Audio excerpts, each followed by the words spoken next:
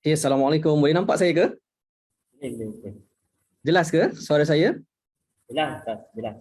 Okay, alright. Sekejap Saya tak nampak tuan sebelah-sebelah dengan saya. Oh, dekat Facebook sama sebelah-sebelah Okay, right. Tak apa.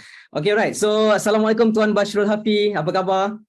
Waalaikumsalam. Khabar baik tuan, khabar baik. Alhamdulillah. Sihat Okay, alright.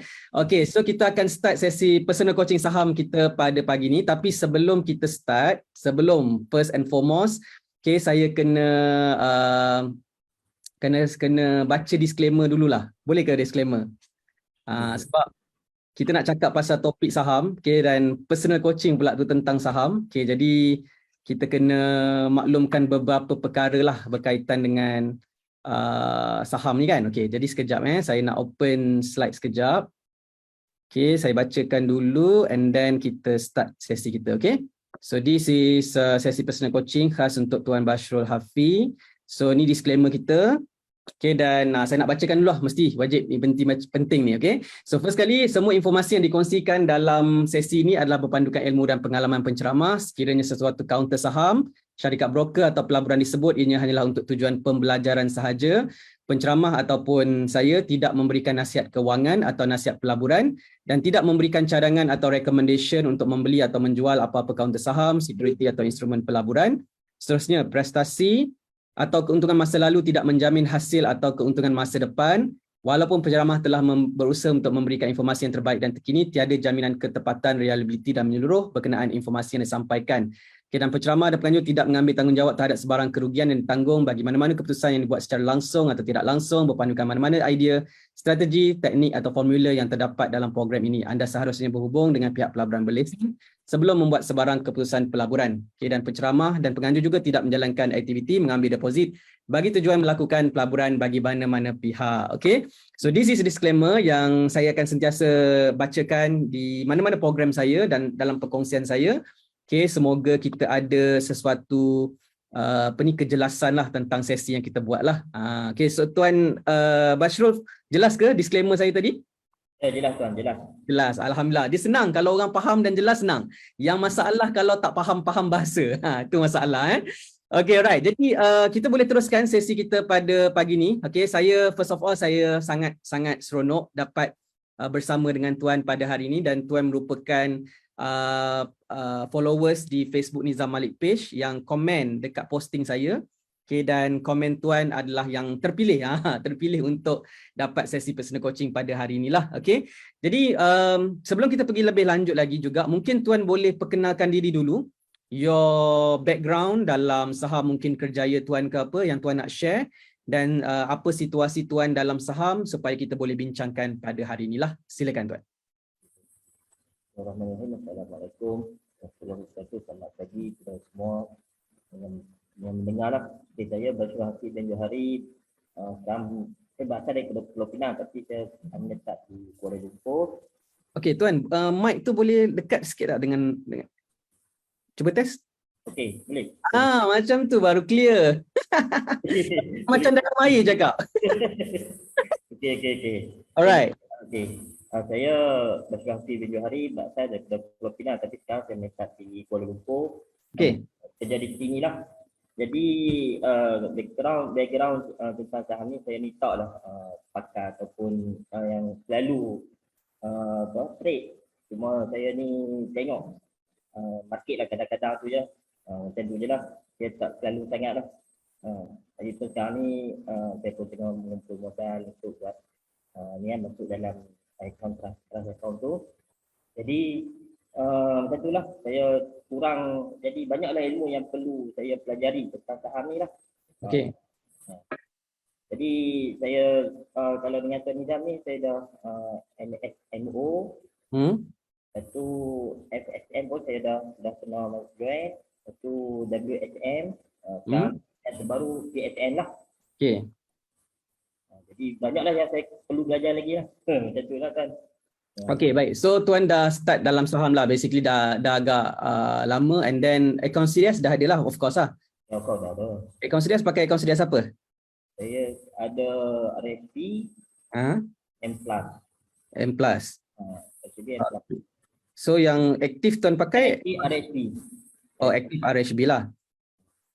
Okey, jadi tuan dah berapa lama dalam saham? Starting bila? Okay, saya starting dalam 2019 macam tu lah. Dalam 2019, lepas tu PKP, masa PKP tu saya banyak duduk di rumah tu, banyak tengok online lah. Macam tu lah. Okay, so 3-4 tahun lah tuan terlibat dalam saham lah. Okey. Jadi apakah isu atau masalah utama yang tuan hadapi dalam saham ni? Okay, yang isu utama kadang-kadang tu dari segi keyakinan lah. Keyakinan. Nah, kalau masa kita belajar dan kita ulang kaji tu okey, tapi bila dekat dalam live saham ni tiba-tiba kita jadi takut, tak masuk ni. Macam tu lah. Set entry ni tengok tak laju sangat lah dia macam tu lah. Okey, so masalah utama adalah keyakinan lah. Yakin. Okey, so apa yang tuan nak, expectation tuan lah bila tuan personal coaching dengan saya ni kan, apa expectation tuan sebenarnya? Tuan nak apa basically, nak cover apa? Okay, saya kalau boleh tu nak itulah keyakinan bila kita dah ulang kaji, kita dah siap dah. Okay, entry price macam ni. Jadi pada hari kejadian tu saya nak tekan je buy. Saya letak dia punya entry price, saya tekan buy. Lepas tu saya nak tengoklah perkembangan saham saya tu. Okey, so kaji dah tahu cara buat kajian. Kaji okey. Okey, lepas tu dah tahu dah trading plan dah buat? Trading plan pun okey dah buat. Tahu entry price? Entry price okey. Tahu cut loss price? Okey, cut loss price okey. Tahu cut loss percentage? Cut loss percentage okey. Tahu, maksudnya kalau kita beli kat sini, kita cut loss kat sini, kita tahu berapa persen kita akan loss. Ya, betul. Itu boleh buat? Boleh buat. Mantap, okey. So, bila tuan beli dekat masa pasaran berlangsung, nak tekan button buy tu yang takut? Sebab tengok dia laju sangat. Laju sangat macam mana tuan? Jadi kan ada orang masuk dekat kolom buy tu kan, yang kolom check kan. Dia laju dia pergi masuk. Dia tengok nak masuk tak masuk. Jadi tak agak-agak lah macam tu. Tekan je lah. Apa masalahnya? Dia tengok laju takut nanti dapat ke tak dapat macam tu lah. Kalau tak dapat, tak apalah tak dapat. Kalau dapat, dapatlah. So dia pilih, apa lagi? Yang tu lah, yang tu ya. Okey, so isunya adalah nak tekan button buy tu teragak-agak lah. Agak-agak. Okey, saya tanya tuan pakai modal berapa tuan? Kadang-kadang tak, kadang-kadang paling tinggi itu 1,000 lah yang tu lah. RM1,000? Okey, alright. So, yang jadi takut sebenarnya, takut apa sebenarnya? Apa yang tuan takut sebenarnya? Bila tak yakin, kita ada ragu-ragu atau takut lah. Apa yang tuan fikir bila nak tekan button buy tu? Adakah fikir dia akan jatuh ke? Dia fikir macam mana? Fikir jatuh pun, atau mungkin itulah takut rugi pun ada. Takut rugi, okey. Mungkin itulah, mungkin sebab modal 1,000 kan. Nanti hilang tu. Tak boleh trade lah, macam tu lah. Oh. Okey, alright. So kalau katakan kita trade pakai modal RM1,000. Okey, kalau cut loss percentage biasanya berapa? Contoh dalam saya paling tinggi pun mungkin 10% lah saya boleh mampu saya rasa lah. Okey, so kita set bawah 10% kan. Okey, so kalau katakan rugi 10%, kita pakai modal RM1,000, kita rugi 10%. Berapa rugi kita tu? By RM berapa? Mungkin dalam 100 lah. RM100. Betul kan? Okey, so kalau rugi RM100 tuan boleh handle tak? Mungkin boleh handle lah. Boleh handle lah. Okey, right. Jadi maksudnya kalau tuan beli saham tersebut dan tuan follow trading plan, the most tuan akan rugi hanyalah RM100. Tak lebih daripada tu. Sepatutnya tak lebih daripada tu. Tuan tak akan hilang sampai RM1,000 tu. Tuan akan hilang RM100 tu saja. So, tuan takut apa? Mungkin lepas pada personal coaching ni mungkin saya semangat, mungkin ada keyakinan lah. Semangat sebelum ni takut, lepas dah cakap dengan saya jadi semangat pula. Kadang-kadang kita manusia ni, kadang-kadang kita perlukan Nasihat? Kadang-kadang kalau kurang pada 3 hari kita kurang nasihat, nanti kita punya keyakinan tu lemah lah. Jadi manusia ni dia perlukan tiap-tiap hari. Betul, dia macam ni Tuan. Satu poin yang bagus Tuan sebut tu, manusia ni dia perlukan nasihat, perlu dengar motivasi daripada seseorang untuk dia sentiasa berada dekat dalam satu top form lah. Okay, so just nak share dengan Tuan, saya dalam program saya, dalam kita punya package circle saya, ada satu program kita namanya adalah Voice Chat with Tian M. Tuan pernah dengar tak? Dalam kedua Telegram. Okay, so Telegram tu kan. So Voice Chat with Tian M tu saya buat every week tau. Every week, biasanya hari Ahad pukul 9 malam, saya akan appear dalam Telegram tu secara voice chat dan saya akan bercakap dengan saya punya circle lah basically. So topik yang kita cakap tentang motivation, tentang inspirasi kejayaan, tentang sukses, tentang kewangan. So benda-benda macam tu saya akan sentiasa bercakap tau dengan my circle lah. Jadi sebenarnya kan, walaupun kadang-kadang orang cakap motivation, bosan kan, tapi dia sebenarnya bila kita sentiasa ulang-ulang benda yang positif tu, lama-lama dia melekat dalam diri kita. Ramai orang Tuan sebenarnya dia takut ni sebab dia, okey, saya beritahu kenapa orang takut. Sebab dia pegang banyak benda yang negatif dalam hidup dia tau. Bukan pasal saham je. Pasal apa-apa pun dalam hidup dia, kalau Tuan notice, banyak benda yang Tuan takut sebelum ni tau. Mungkin nak lintas jalan ada rasa takut, kereta pass by. So perasaan takut tu mungkin apa kita masak air kan, ada masak air, nak pegang tu takut panas. Tahu dia bercampur-campur dalam kehidupan kita, jadi takut tu jadi banyak. Jadi bila masuk kat saham, nak tekan button buy tu jadi takut. Dia bukan sebab kita takut nak tekan button buy tu, sebab kita dalam hidup kita sebelum ni banyak takut. Takut tu, takut ni, takut wife. Kan? Jadi takut tu dia dah bersarang dalam minda tau. Faham tak? Jadi apa yang kita nak buat adalah kita nak pecahkan ketakutan tu. Kita tak boleh tiba-tiba kita nak berani tiba-tiba. Sebab tu ramai orang dia daripada takut dan tiba-tiba nak berani, dia akan comeback jadi takut balik semula. So cara yang paling terbaik sebenarnya untuk hadapi ketakutan adalah macam tadi saya cakap, dalam circle kita every week kita akan jumpa, cakap benda-benda yang positif saja. Cakap benda yang positif macam nak berjaya. So circle kita ni circle yang positif. Jadi lama-lama kita pun jadi positif. Sentiasa berani untuk ambil risiko, buat tindakan. So dan dia proses, dia bukan satu kali dengar tiba-tiba terus jadi berani. Dia kena ongoing proses kan. Dia membentuk mindset kita untuk jadi lebih yakin, lebih positif. Itu fungsi dia sebenarnya. Jadi ramai orang dekat luar sana dia bercampur dalam komuniti yang negatif. Negatif tentang kehidupan, tentang sukses, tentang saham, tentang perniagaan. Jadi dia duduk dalam circle yang negatif, dia jadi negatif. Jadi orang yang nak yakin dengan saham, dia kena masuk dalam circle yang positif tentang saham. Itu rahsia dia sebenarnya. Jadi dia semakin lama, macam ni. Kalau kita nak buat saham, kita tak ada kawan-kawan yang buat saham, apatah lagi dekat sekeliling kita cakap negatif tentang saham, lama-lama kita jadi negatif, kita jadi down motivation kita. Tapi kalau kita duduk dalam grup yang semua orang positif tentang saham, yang pasaran saham naik ke turun ke, kita sentiasa positif, ada peluang dan sebagainya, kita akan maintain kita punya semangat dan juga kita punya motivation. So ini masalah ramai orang kat luar sana, dia duduk seorang-seorang dan dia bergaul dan berkawan dengan orang yang salah. Paling teruk lagi Tuan, dekat social media kan, dia pergi baca. Dia baca orang borak-borak tentang saham.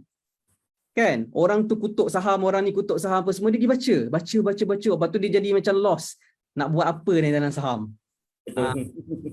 Kan? Jadi itu masalah yang saya tengok ramai orang takut tentang saham. So macam saya Tuan, saya tak bercampur gaul dengan orang yang negatif. Dan saya tak ada dalam circle-circle yang negatif. Saya tak follow page-page yang kutuk-kutuk, komplain. Jadi saya maintain saya punya mindset untuk always be positive dan sentiasa melihat peluang dalam pergerakan harga saham. Jadi bila kita boleh fokus dalam apa yang kita nak buat, takut tu kurang, takut tu hilang. Dan satu lagi, macam mana kita nak hilangkan ketakutan betul-betul, kan? Sebab saya pun dulu takut Tuan. Boleh ke saya share sikit pengalaman saya? Boleh. Jadi ceramah pula Saya mula Tuan, newbie. Semua orang tahu cerita saya. Saya newbie, zero knowledge. Saya bukan dalam bidang kewangan, saya dalam bidang kesihatan. Dan saya bermula dalam saham dengan ketakutan, kerisauan, sama macam orang semua. Tapi macam mana saya boleh pergi sampai ke level sekarang, maksudnya saya enjoy buat saham. Okay, sebab saya nombor satu, saya ada ilmu macam mana nak buat saham dengan betul. Okay, dan kemudian saya betulkan mindset tentang saham pelaburan, sangat penting. Okay, dan saya ada result. Bila saya ada result ni dia pemangkin berkali ganda kita punya keyakinan terhadap saham. Masalah ramai orang tuan, dia tak dapat keyakinan sebab dia tak ada ilmu tentang saham. Lepas tu dia pegang mindset yang salah.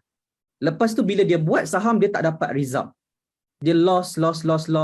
Jadi menyebabkan dia jadi negatif, sangat negatif terhadap saham. Sebab itulah apa yang saya nak bawa adalah sebenarnya kita kena buat saham ni dengan cara yang betul. Sebab terlalu ramai orang buat saham dekat luar sana dengan cara yang salah. Tak dapat result and then dia salahkan saham. Kata saham tak bagus dan sebagainya lah. Jadi sebab tu sangat penting untuk kita menjaga apa yang kita masukkan dalam otak kita, dalam minda kita tentang saham lah. Macam tu. Okey tuan? Okey, baik lah, okey dah. Satu motivasi yang baik. Kan? Okey, right. Jadi tuan,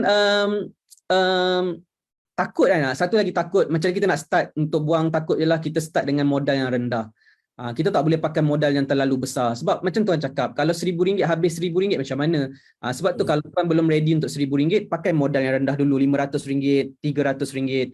Dan tengok berapa tuan akan rugi basically. Kalau rugi, tuan rugi berapa banyak. Dan boleh tak handle kerugian tersebut. Contoh kalau kita trade pakai modal RM500, kita rugi 10%, kita rugi RM50. Apa rasa rugi RM50? Boleh handle ke tak boleh handle? So kalau kita masih belum boleh handle rugi RM50, kita kena stay pakai RM500 sahaja dulu. Jangan pergi sampai RM1,000, RM2,000, RM10,000. Kan? So kita kena train emosi kita kena train kita punya risk tolerance kita sampai kita boleh handle rugi sebenarnya. So macam mana saya boleh beli saham dengan modal RM30,000, RM50,000, beli lagi, sebab saya ada risk tolerance yang lebih tinggi. Loss tu saya boleh handle lebih tinggi compare dengan orang lain lah yang baru nak start. Jadi sebab tu kita dalam saham ni kita bukan compete dengan orang lain. Kita compete dengan diri kita sendiri. So kita build kita punya progress lah. Macam tu. Okay. Okay. Alright. So tuan, ada apa lagi soalan tuan? Okay, saya ingat saya dah tak ada soalan. Cuma ni, kalau boleh tuan tunjuk sikit cara untuk ulang kaji, cari counter, training counter, macam tu lah. Saya perlukan lagi lah skill yang macam tu. Okay, tuan ada dalam PSM 2.0 kan? Saya betul. Okay, so dalam PSM 2.0 tu lengkaplah semua step yang saya ajarkan tu, itulah benda yang saya buat. Okay, so kalau kita nak buat kajian saham, nombor satu kita akan pergi dekat, step kalau setiap kali saya nak buat kajian saham, saya bermula nombor satu, saya akan pergi dekat investing.com. Investing.com ni tempat kita buat counter screening. Okay, so tuan tahu cara nak buat counter screening? Guna investing.com? Ingat tak? Okay. Investing.com kan? Ingat, saya ingat step tu. Tahu kan? Okay, pergi dekat tool screener. Lepas tu pilih Malaysia. Betul. Okay, lepas tu masukkan kriteria kan? 3 kriteria saya. Apa kriteria saya? Price, volume dengan indikator. Indikator apa masuk? Indikator MACD lah. MACD. Okay, so price range harga berapa? Average dalam 40 sen atau 80 sen lah. 40 sen ke 80 sen. Volume? Volume 1 juta ke 10 juta. Yes, dan MACD. So, bila kita masukkan kriteria ni, kita akan dapat dalam 20 ke 50 counter yang di screen ikut 3 kriteria ni. Okay, so bila kita dah screen, dia akan keluar list tu dekat bawah. Kan, dekat bahagian bawah tu dia akan keluar list. Okay, so kemudian kita pergi dekat technical. Lepas tu kita pilih daily punya time frame, kita sort ikut super buy, strong buy. Okay, kita nak tengok counter-counter yang strong buy. So kita akan dapat nama-nama counter tersebut, kita ambil nama counter tu, kita buat apa? Kita tengok, kita buka ke signal ke, kita nak tengok technical dia ni, kita tengok FA dulu, tengok dia punya turnover dia, annual dia, total report. Lepas tu kalau kita tengok kita boleh tengok technical lah, technical chart. Betul, kita tengok FA, lepas tu kita tengok TA. TA. Okay, so lepas dah buat FA, TA kita nak buat apa? Saya terlupa sikit. Lah, kita dah buat FA, kita dah tengok dia punya FA, kita dah tengok quarter report, kita dah tengok annual report, kita dah tengok dividend dia bagi berapa banyak. Lepas tu kita buat technical analysis. Okay, technical analysis. Technical analysis kita guna indikator apa? Okay, dalam technical analysis tu kita akan guna BB, Bollinger Band, kita tengok moving average table dengan MACD lah. Okay, 3 indikator tu. Kita guna 3 indikator tu nak cari apa? Kita nak cari entry price. Kita nak cari entry. Kita nak cari apa? Kita guna 3 indikator ni nak cari apa? Kita nak cari entry lah. Entry price. Bukan. Kita guna moving average, Bollinger Bands, MACD. Kita nak cari apa?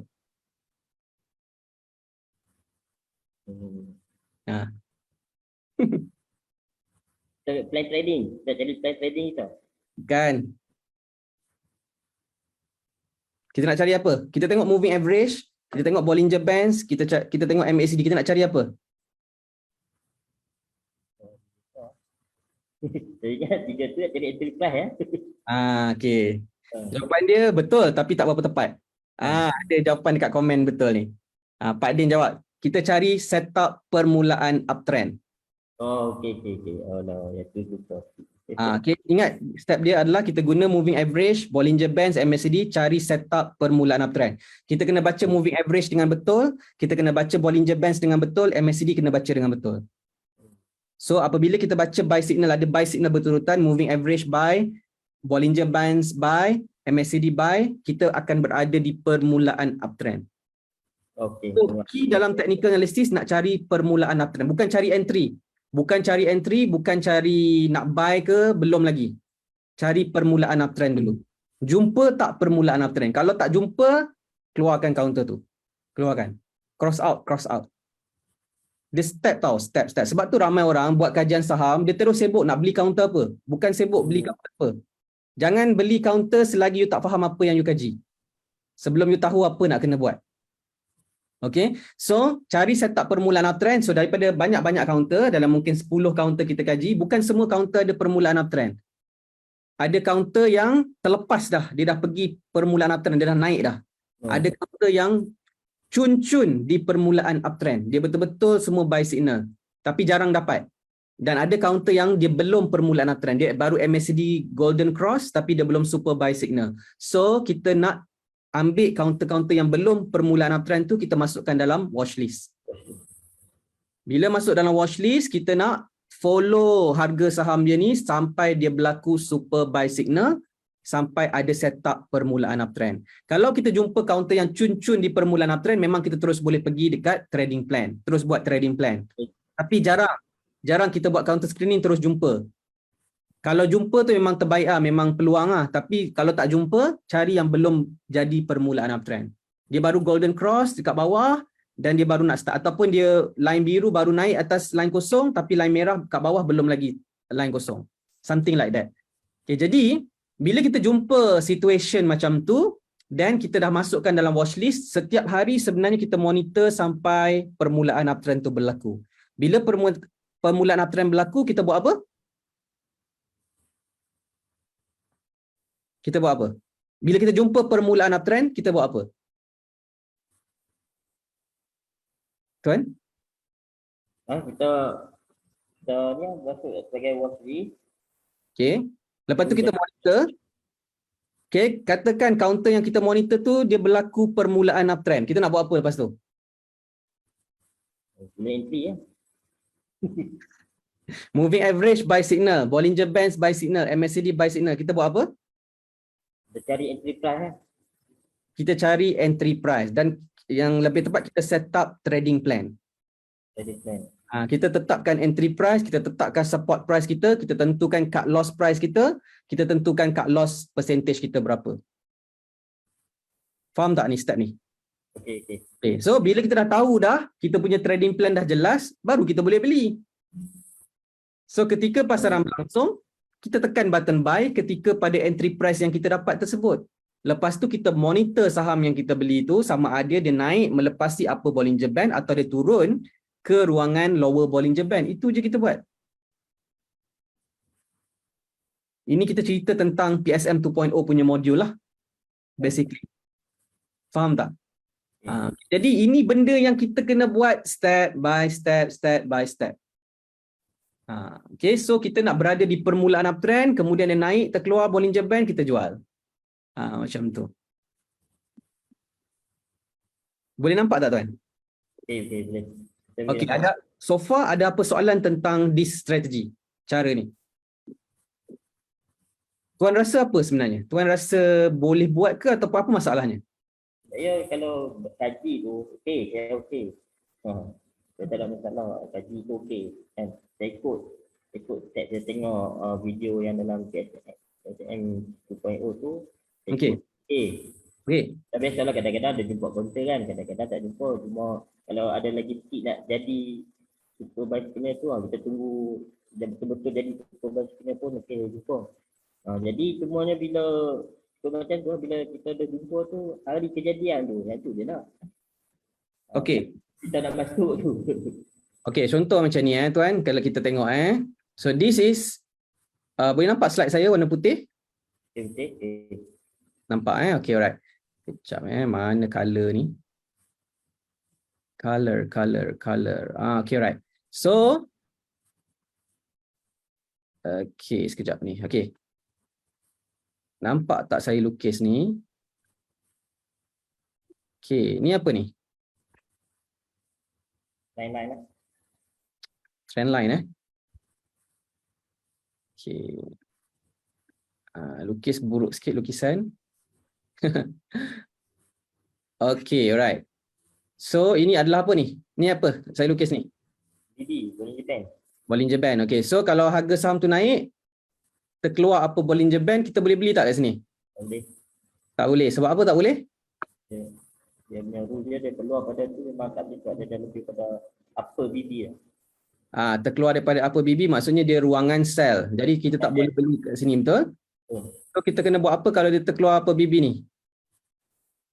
Kita tunggu dia masuk balik Kita kena tunggu masuk balik dalam, kita sebut dia correction. Okay, so correction. So bila dia masuk dalam ni, kita boleh set entry price, betul? So dekat sinilah entry price kita. Lepas tu kita boleh tentukan support price, cut loss price dan cut loss percentage, betul? So masa hari kejadian kita nak beli kat sini. Kat sini kita punya entry price kita Ni entry price kita. EP. Okay, so ni entry price. Okay, so cut loss price kita kat mana? Cut loss price lalu bawah Cut loss price dekat middle band ni. Okay, kita sebut dia support price support price. Support price. Betul? SP. Okay, lepas kita dapat support price, kita nak cari apa? Cut loss price letakkan setengah sen kan di bawah. Okay, alright. So kat sini kita sebut dia cut loss price, betul? So ni apa? CLP tau. So kita kena tahulah kita punya cut loss price kita berapa kan? Okay, alright. So selepas tu kita buat apa? Kita kena kira antara entry price dan cut loss price kita ni, berapakah kita punya apa? Kita punya cut loss percentage. Betul? Cut loss percentage, CL percentage. Gitu, nampak? Jadi CL percentage kita ni kena dapat berapa? Dia mestilah di bawah negatif 10%. Betul? Okay, alright. So, bila kita dah tahu ni kita punya trading plan, okay, so very simple. Okay, kita boleh buat entry price pada entry price ni. Kemudian kalau dia turun ke cut loss price kita, contoh macam ni. Kalau dia turun ke cut loss price kita, kita buat apa? Kita cut loss. Kalau saham tu naik, terkeluar apa Bollinger Band, kita buat apa? Kita take profit lah. Take profit. Itu je sebenarnya benda kita nak kena buat. Okay, so persoalannya sekarang adalah, what if? Apa nak buat kalau masa kita nak beli tu, okay, kita nak beli pada entry price kat sini. Lepas tu harga saham tu naik ke turun? Tuan kata nak beli kan? So tuan takut dia naik ke turun? Dia laju sangat nak naik ke nak turun? Tuan rasa? Yang saya takut kalau dia turun. Kalau dia turun. Kalau dia turun, tak apa. Kita tak payah buat apa-apa. Melainkan dia dah sampai ke kita punya cut loss price. Okay. Kalau dia turun kat sini apa semua ni, biar je. Tak payah buat apa-apa. Tak payah buat apa-apa.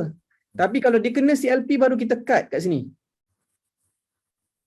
Sebab kita dah kira dah. Kita punya cut loss percentage berapa dah. Kita dah kira dah. Jadi, dia turun kat bawah ni kita tak clear lagi ni. Sehingga dia sampai ke cut loss price baru kita clear. Dan kita realize cut loss percentage kita ni. Maksudnya setiap kali kita beli saham, kita sanggup rugi dekat cut loss percentage kita ni. Kita sanggup rugi berapa banyak kat sini. Yang dia kalau kita katakan kita kira negatif 7%. Okay, so kalau kita tengah unrealized loss negatif 1%, negatif 2%, kita tak buat apa-apa. Dalam portfolio kita memang negatif 2%, tapi kita tak buat apa-apa. Tengok je lah. Tengok je. Sampailah dia kena cut loss price, baru kita cut. This is the worst thing to happen in our trade. Tapi kita telah terima benda ni berlaku sebelum kita beli saham tersebut. Maksudnya, setiap kali kita nak beli saham kan, kita tekan button buy, niat kita, sahaja aku beli saham ni, dengan menerima kerugian sebanyak berapa-berapa persen. Macam tu lah. Kerana Allah Ta'ala. Gurau je lah kan. Maksudnya, saya bila setiap kali saya beli saham, saya tahu risiko saya ambil berapa. Saya ambil risiko negatif 7%. Dan kalau saham tu turun dekat cut loss price saya akan cut dan saya realize the loss. Cukup, itu game tu dah berakhir, habis. Maksudnya counter tu dia tak berupaya untuk going uptrend. Dia fail untuk going uptrend, dia going downtrend. Dia maksud, okey, dia macam ni. Ruangan upper Bollinger Band ni adalah uptrend punya side. Ruangan lower Bollinger Band ni adalah downtrend punya side. Jadi, counter yang nak going uptrend, dia mesti maintain dekat atas ruangan upper Bollinger Band ni. Kalau dia turun di middle band, dia turun ke ruangan downtrend, maksudnya dia nak going downtrend. Itu petanda kita sebut. Jadi sebelum dia menjunam turun ke bawah ni, kita dah cut siap-siap dekat sini. Itu idea dia. Kita tak nak duduk dalam counter yang dalam mode downtrend. Itu je maksud dia. Faham tak? Kan? Jadi saya beli saham dengan tahu risiko saya dan saya terima risiko tersebut. Dan this is the worst thing to happen, saya cut loss pada CL percentage saya. Tapi kalau dia tak turun ke cut loss percentage saya, dia naik melepasi upper Bollinger Band, saya profit lah. Itu je. Dalam saham sama ada you profit atau loss. Tak ada situasi di mana kita beli saham kita pasti untung, tak ada. Stop cari teknik paling power. Tak ada teknik paling power. Teknik ini kita belajar untuk membantu kita untuk bertindak, untuk buat keputusan dalam saham. Tapi masalah ramai orang belajar saham, dia tengok, wah ni teknik power ni nak pergi belajar. Teknik tak power. Teknik tu dia power sebab dia membantu kita untuk buat keputusan. Kalau tak ada teknik, macam nak buat keputusan? Tak tahu nak cara. Nak menggagau dalam saham, nak tekan apa, tak tahu nak decide. Sebab tu kita kena ada ilmu untuk buat keputusan. Tetapi it doesn't mean that kita dapat mengelak kerugian. Kerugian boleh berlaku. Kita buat apa-apa pun boleh berlaku. Okay, saya tanya tuan lah kan. Senang cerita lah. Tuan drive kereta tak tuan? Okay. Ada kereta? Kereta apa tuan? Arus. Okay, kereta arus. Okay, tuan beli kereta mahal tak? Mahal juga lah kereta tu. Mahal lah, berpuluh ribu lah, betul tak? Betul lah. Okey, tuan. Kita masuk ke jalan raya ada risiko tak tuan? Mesti lah, mesti risiko. Okey, kita masuk je simpang jalan, keluar ke jalan, risiko apa tuan? Risiko boleh, presiden lah. Sebenarnya. Kena langgar, kita langgar orang. Kita langgar orang, orang langgar kita. Betul tak? Tapi kenapa tuan beli kereta tuan? Logik lah tu. Risiko paling teruk bawa kereta apa tuan? Risiko paling teruk. Risiko paling teruk apa bawa kereta? Paling teruk. Kalau bawa kereta kat jalan raya, paling teruk risiko apa? Kematian lah. Boleh menyebab kematian, betul? Tapi maksudnya kematian berlaku tiap-tiap hari tak kat jalan raya? Betul kan? Tiap-tiap hari berlaku kan? Tapi kenapa kita tak haramkan memandu kereta di jalan raya? Kenapa kita tak haramkan? Betul tak? Jadi maksudnya adalah dia ada risiko, semua benda ada risiko. Dan risiko memandu kereta di jalan raya lebih tinggi daripada risiko trade saham. Trade saham, risiko paling teruk kita rugi duit. Rugi je tapi nyawa kita tetap ada. Kita tetap hidup. Okay, jadi kalau kita dapat lepaskan diri kita daripada duit tu, duit hanyalah duit, kita adalah kita tak risau pasal duit tu. Masalah orang dia terlalu sayang duit tu, menyebabkan kalau duit tu hilang dia jadi stres. Sebab tu ada konsep namanya konsep rezeki. Faham konsep rezeki. Duit ni datang dan pergi. Kalau Allah nak bagi duit, nak bagi rezeki, dia akan bagi. Dan kalau Allah kata itu bukan rezeki kita, duit kita tu boleh terlepas macam tu sahaja. Jadi saya punya pendekatan adalah saya faham tentang konsep rezeki, jadi saya tak ada risau tentang loss dalam saham. Tetapi bukanlah tak risau loss dalam saham tu siapa-siapa masuk je pasaran saham, tak buat dengan cara yang betul. Kan maksudnya kalau kita memandu kereta, kita ikut jalan kita ikut traffic light, insya-Allah kita akan sampai ke destinasi dengan selamat. Tapi along the way anything can happen. Samalah macam trade saham, kita kena buat dengan cara yang betul dan kita kena tahu yang ada risiko, kita bersedia untuk ambil risiko tersebut. So dia macam itulah, analogi dia macam tu sebenarnya. Jadi that's why dalam saham ni kita banyak bermain dengan expectation kita nak profit tak nak loss. Nak profit tak nak loss. Sebab tu kita takut ragu-ragu. Tapi kita kena terbalikkan otak kita ni di mana kita kena terima yang memang boleh loss dalam saham. Memang boleh loss. Tetapi dengan trading plan kita dah limitkan kerugian kita kepada berapa persen. Okay, kalau dia loss kita terima. Macam tu, okay? Alright. So ada soalan ni, ada kenyataan daripada Puan Rashidah dekat ruangan komen. Lepas cut loss selalu naik balik. Hehehe. Okay, right. So first kali kita kena tahu cut loss kita buat tu betul ke tak. Bukan cut loss, bukan main cut loss. Sebab tu kalau jatuh 1 sen, jatuh 2 sen kita cut loss tapi dia masih lagi dalam ruangan uptrend, memanglah silap. Memang dia boleh naik lagi basically. Tapi kalau dia dah break the middle band, dia dah pergi ke ruangan downtrend, risiko dia untuk jatuh downtrend lebih tinggi. Dia macam dia dah orang naik kapal terbang yang tahu tak orang kata naik kapal terbang lepas tu dia terjun daripada kapal terbang tu pakai parachute tu. Pernah dengar? Pernah tengok tak? Kalau kita dah keluar daripada kapal terbang tu memang kita ke bawah lah basically. Jadi macam bila dia break the middle band, dia pergi kat ruangan lower Bollinger Band, dia dah cenderung ke bawah. So sebelum kita sampai ke bawah, kita cut, kita parachute siap-siap. Kan? Tapi boleh tak dia naik balik semula? Anything can happen in the stock market. Counter yang kita cut loss, dia boleh naik semula. Sebab tu dalam saham, kita tak boleh nak, tak boleh nak anggap yang kita buat keputusan sentiasa betul. Tapi kita kena tetap buat satu keputusan. Kita kena start nak tekan button buy ke, nak buat sell ke, kita kena tetap. Okay, dan kita jual, dia naik balik. Tak apalah, dia dah bukan game kita. Kenapa kita dah jual, lepas tu kita nak tengok balik dia naik ke nak turun? Kan kita dah keluar daripada kaunter tu, tak payahlah tengok lagi. Kan? Jadi tak payah nak tengok lagi. Sebab kita punya trade adalah waktu dalam kita dah beli, kita dah on position, itu game kita. Lepas kita dah clear position, kita jual, kita dah tak ada lagi dalam position tersebut, kita dah tak payah ambil kisah counter tersebut. Dia naik-naiklah, kalau dia turun, turunlah. Bukan bermaksud, ada orang lepas dia cut loss, saham tu turun lagi. Lepas tu dia ingat dia menang. Oh, tak boleh macam tu. Dia bukan main macam tu. Faham tak? Okey tuan, ada apa-apa soalan lagi tuan? Basically, so far tuan rasa macam mana? Yalah, selalunya macam tu bila kita dah saya dengar Tuan Nizam punya motivasi semua tu, dia semangat tu okey dia ada. Lepas ni saya memang kena buat lah untuk nak merasai pengalaman tu, memang kena buat.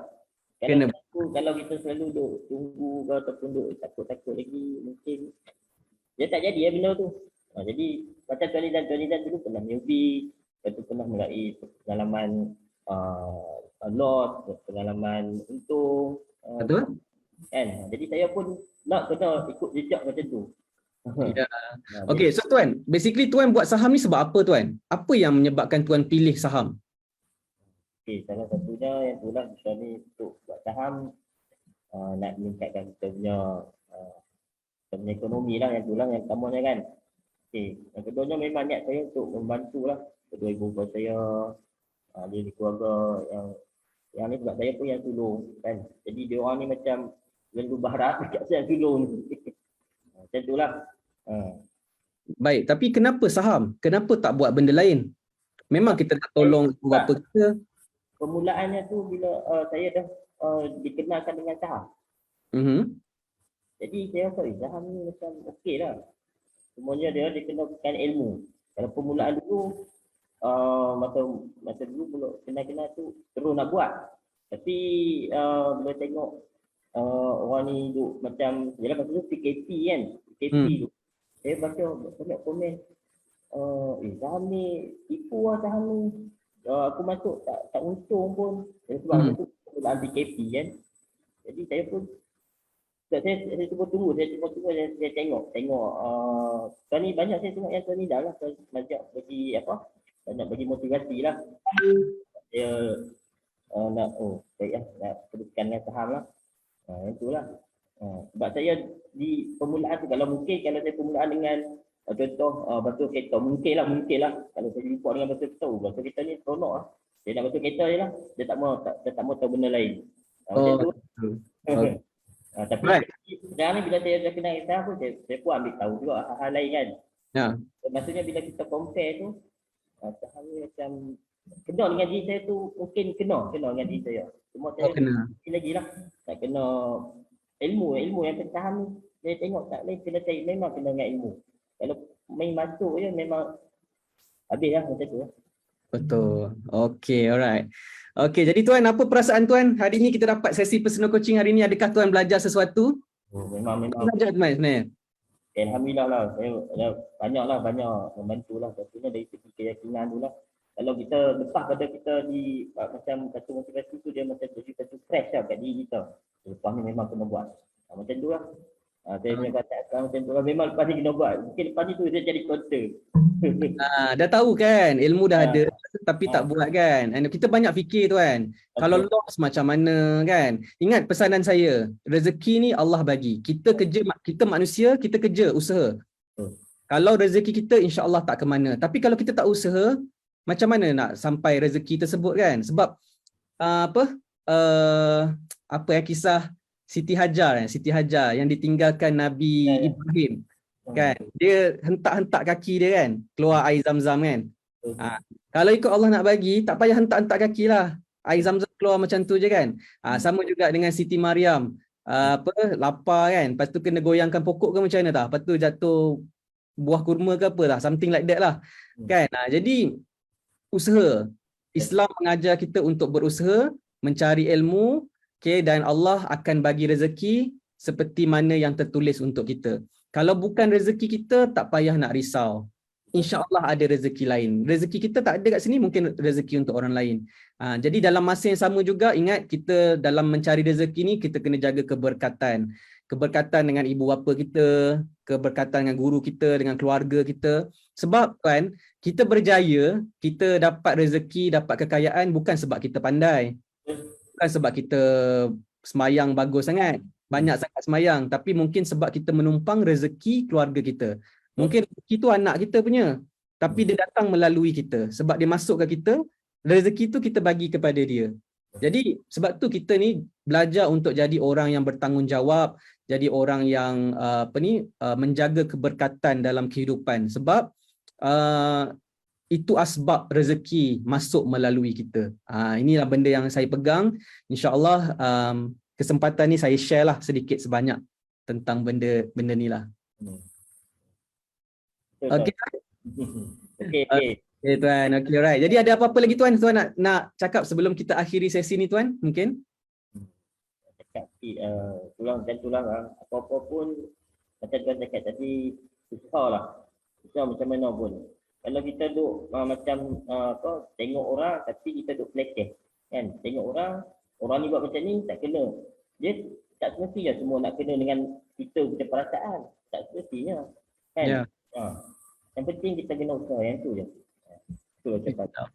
Okay, right. Okay Tuan, jadi saya rasa itu sahaja sesi yang kita ada untuk pagi ni. Jadi saya ucapkan sekali lagi terima kasih kerana Tuan luangkan masa untuk sesi kita dan sudi untuk appear secara live juga. Kalau ikutkan Tuan bagi peluang kepada yang lain-lain dengar sesi kita ni, okay, ada kawan-kawan kita dapat manfaat jugalah daripada perkongsian ni lah. Okay, jadi last saya nak tanya Tuan, basically Tuan rasa kelas saham sepatutnya percuma ke ataupun tidak? Tuan rasa? Kalau macam ni, saya ingat kan kena ada sikit lah, tak percuma lah ni. Kalau ikutkan ilmu ni sebenarnya, kalau ikutkan ilmu ni, yelah kalau kita dah macam ambil masa orang, kan satu.